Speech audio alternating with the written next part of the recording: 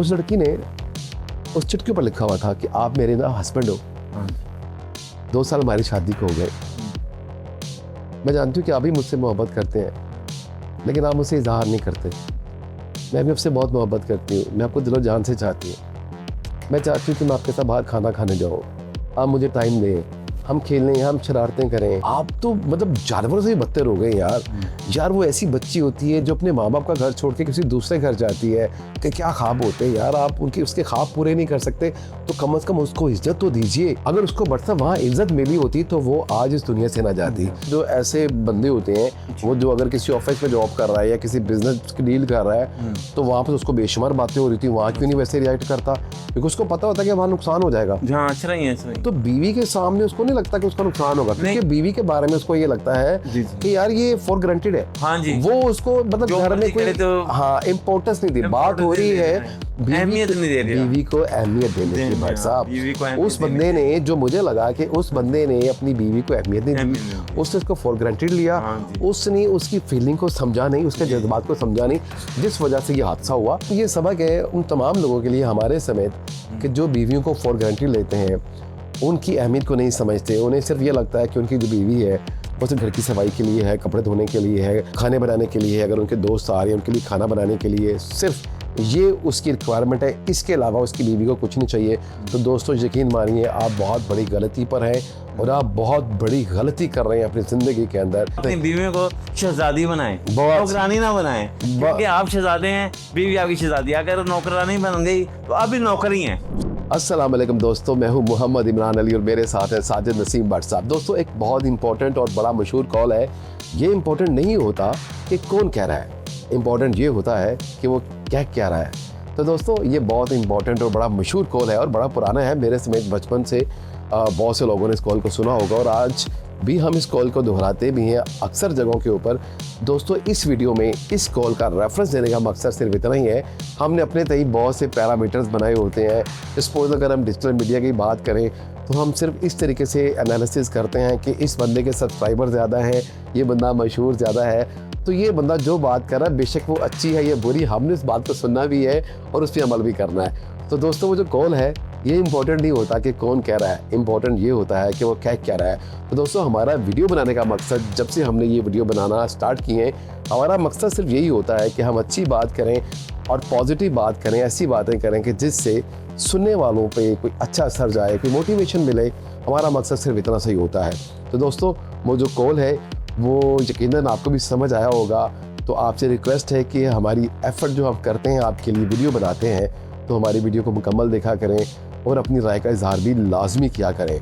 तो बट साहब आते हैं आज के एक स्टोरी की तरफ। दोस्तों जैसे कि आपको पता है कि साजिद नसीम भट्ट साहब उर्दू बाज़ार में होते हैं, इनका बुक्स का काम है, पब्लिशिंग का काम है, कॉपीज़ का काम है। तो उर्दू बाज़ार में एक ताजिर है, मैं उनका नाम नहीं लूँगा, उनके बेटे की स्टोरी भट्ट साहब मेरे साथ शेयर कर रहे थे। दोस्तों बड़ी दर्दनाक स्टोरी है और जब मैंने उसको स्टोरी को सुना तो आपको मैं अपनी कैफियत बयान नहीं कर सकता, मेरी आंखों में आंसू आ गए उस बच्ची की कहानी सुन के। दोस्तों उस बच्ची की डेथ हो जाती है, कैसे होती है ये सारा मैं आपको बताता हूँ। दोस्तों थोड़ा सा 2 लफ्ज़ों में उस कहानी को पहले सुनिए और उसके बाद आपसे मेरी रिक्वेस्ट है कि आपने भी अपनी राय का इजहार ज़रूर करना है। दोस्तों भट्ट साहब मुझे वाक़या सुना रहे थे उर्दू बाज़ार के एक ताजिर के बेटे का।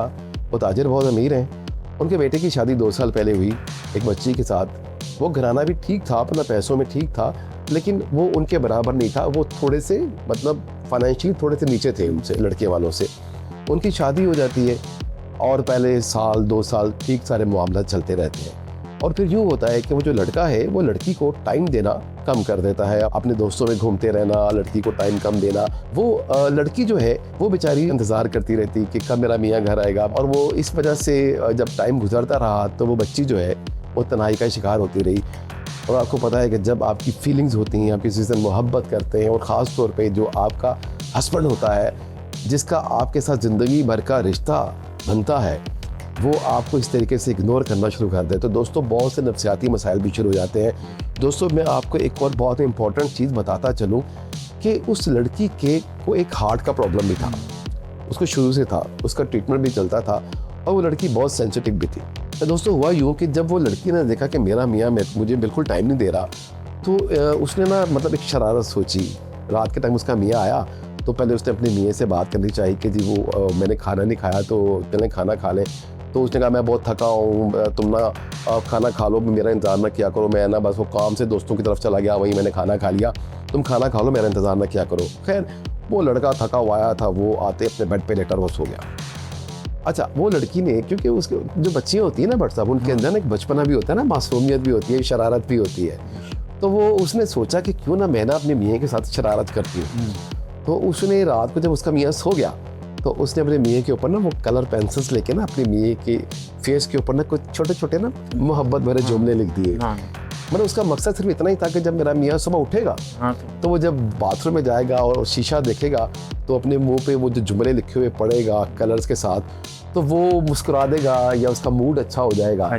तो इसलिए उसने शरारत की। जब उसका मियाँ सुबह उठा तो उसने जब वॉशरूम में जाके आईना देखा तो वो मुस्कुराने की बजाय उसके चेहरे पे गुस्सा आ गया, लाल पीला हो गया। वही ना जैसे आप बता रहे थे कि वो गुस्से में लाल पीला हो गया कि ये क्या हुआ। वो फौरन गया अपनी बीवी के पास और उसने जाके उसको झाड़ना शुरू कर दिया कि ये तुमने क्या किया। अब वो लड़की मुस्कुरा रही थी, है ना भट्ट साहब, वैसे वो लड़की मुस्कुरा रही थी। उसका ख्याल था कि मेरा मियाँ ना एक्टिंग कर रहा मेरे सामने ना, मतलब ये तो अभी ठीक हो जाएगा क्योंकि इसका चेहरा मैंने जैसे किया तो ये तो मतलब खुश होगा और हमारा पूरा दिन अच्छा गुजरेगा, इसका मूड भी अच्छा हो जाएगा। अच्छा एनीवे, वो लड़के का गुस्सा बढ़ता रहा। वो लड़की को जब समझ आई कि जो मेरा मियाँ है वो सीरियस है, वो संजीदा है, तो वो घबरा गई। अच्छा, लड़के ने कहा उसके बाद ये बदतमीजी नहीं करनी, दफा हो जाओ यहाँ से, तुमने मेरे साथ किया क्या है, ये कोई बचपना है, हम मैच्योर लोग हैं, हमारे 2 बच्चे हैं, तो ये तो बिल्कुल जिनकी शादियां नहीं हुई होती और वो ऐसी हरकतें करते हैं। हमारी तो शादी हो चुकी, हमारे 2 बच्चे हैं, हमारे ऊपर हमारे बच्चों की तरबियत की जिम्मेदारी है, उनकी एजुकेशन की जिम्मेदारी है, फैमिली की जिम्मेदारी है, हमें ये चीज़ें जेब नहीं देती। तुमने ये किया क्या, तुमने इमेच्योर हरकत की। और उसने लड़की को इस तरीके से झाड़ा कि उसके जितने जज्बात थे, जितनी मोहब्बत थी, जितना प्यार था, वो सारा पाश पाश हो गया। और वो लड़की को उसने मतलब ऐसे धक्का दिया और लड़की गिरी है, तो उसके बाद लड़का ना निकल गया। तो दोस्तों मैं थोड़ा सा आपको ये भी बताता चलूँ कि उस लड़के ने अपने दोस्तों को दोपहर के खाने पे घर इनवाइट भी किया हुआ। जैसे ही अच्छा, उसने अपनी बीवी की ड्यूटी लगाई हुई थी कि तुमने सारे खाने छाने तैयार करने हैं दोपहर में ना, और मेरे दोस्तों ने आना खाने पे। अच्छा, वो लड़का जल्दी गुस्से में तैयार तूर हो गया ना, निकल गया। वो दोस्तों की तरफ चला गया और जाके उनसे कहा कि यार वो ना आज तुमने ना हमारे घर खाने पे नहीं आना, बस मेरा ना मेरी बीवी के साथ मसला हो गया है।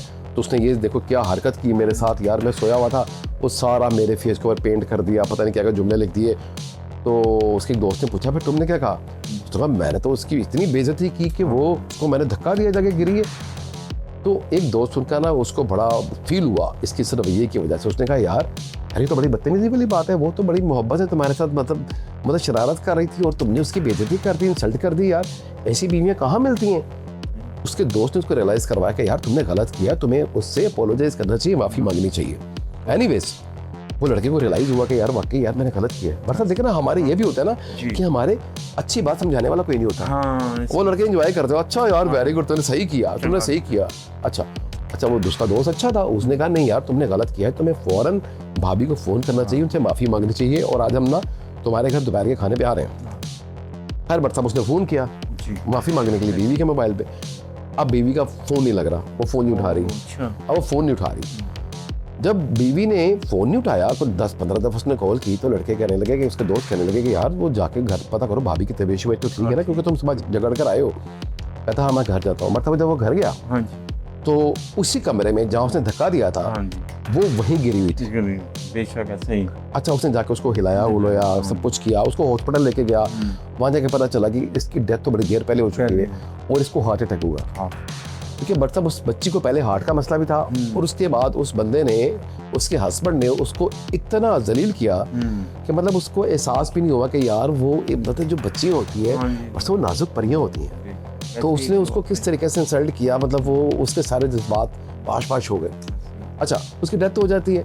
वो जब घर उसको लेके आता है तो वो देखता कि बट साहब, क्योंकि उसने अपनी बीवी से कहा हुआ था कि मेरे दोस्तों ने दोपहर के खाने पे आना है, तो बट साहब उसकी बीवी ने सारे घर के ना खाने बनाए हुए थे। ठीक है, क्योंकि बेचारी सुबह से लगी थी, सारे खाने बना दिए थे। दोपहर को मेरे हस्बैंड के दोस्तों ने आना है तो उसने सारे खाने छाने बना के रखे हुए थे। अच्छा दोस्तों उस लड़की ने ना एक चिट लिखी हुई थी, बड़ी खूबसूरत चिट, और उसके ऊपर जो जुमले उसने लिखे हुए थे ना वो दिल को चीर देने वाले थे। उस लड़की ने उस चिट के ऊपर लिखा हुआ था कि आप मेरे ना हस्बैंड हो, 2 साल हमारी शादी को हो गए, मैं जानती हूँ कि आप भी मुझसे मोहब्बत करते हैं, लेकिन आप मुझसे इजहार नहीं करते। मैं भी आपसे बहुत मोहब्बत करती हूँ, मैं आपको दिलो जान से चाहती हूँ। मैं चाहती हूँ कि मैं आपके साथ बाहर खाना खाने जाऊँ, आप मुझे टाइम दें, हम खेलें, हम शरारतें करें, हम अपने बच्चों के साथ खेलें। मैं कब से वेट कर रही थी, मैं कब से आपको समझा रही थी, कब से आपसे बात करना चाह रही थी। तो फिर मैंने यही सोचा कि अगर मैं इस तरीके से शरारत करूं तो शायद आप खुश हो जाएंगे। हाँ, छोटी सी शरारत, लेकिन मुझे नहीं पता था कि ये छोटी सी शरारत इतनी बड़ी हो जाएगी। इस वक्त मैं बहुत तकलीफ़ में हूँ, मुझे मेरे हार्ट में बहुत पेन हो रही है, मैं किसी को बता भी नहीं सकती इस वक्त। तो मुझे नहीं पता कि मैं बचूंगी या नहीं, लेकिन मैं आपसे सॉरी करती हूँ कि मैंने आपके दिल को तोड़ा। मैं आपसे माजरत चाहती हूँ। अच्छा भट्ट साहब, उस जाते जाते बिना उस चिट के ऊपर अपने हस्बैंड से माफ़ी मांगी। अच्छा भट्ट साहब, उसकी डेथ हो जाती है, अब खैर पीछे क्या रह गया, पीछे पछतावा ही रह गया ना। अब 2 बच्चे हैं, उठे पीछे पछतावा रह गया, या वो सारी ज़िंदगी पछताते ही रहेगा ना। हाँ जी, कि यार काश मैं अपनी बीवी की उस फीलिंग को समझ लेता, अपनी बीवी की उस शरारत को समझ लेता, जिस वजह से उसने वो शरारत की थी, मैं उसका हिस्सा बन जाता, हम इंजॉय करते।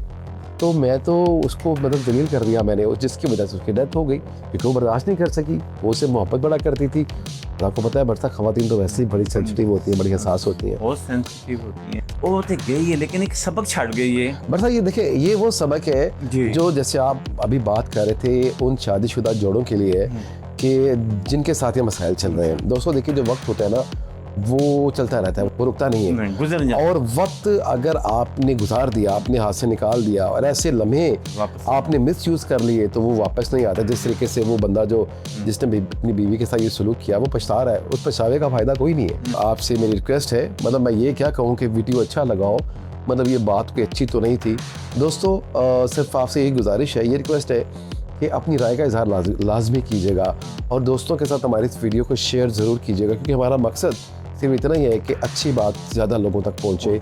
माशरे में जो बेगाड़ है, जो ऐसी मिसअंडरस्टैंडिंग्स हैं, वो अगर कोई हमारी वीडियो का एक जुमला सुन के अगर किसी की ज़िंदगी में अच्छापन आ जाता है, कि बेहतरी आ जाती है, तो हम समझेंगे कि हमारी वीडियो बनाने की जो काविश है वो पूरी हो गई। दोस्तों अपना बहुत सारा ख्याल रखिएगा और हमें दुआ में याद रखिएगा। अस्सलाम वालेकुम। और मेरे यार दोस्त सज्जन बेली, Hong Kong, Taiwan, Singapore, Korea, China, India, USA, जहाँ से भी ये फिल्म देख रहे हैं, हमारी वीडियो देख रहे हैं, अपने मुल्क का नाम उसके ऊपर लिखें और पसंद करें, लाइक करें, शेयर करें। इंशाअल्लाह ताला मिलेंगे फिर एक नए मौजू के साथ।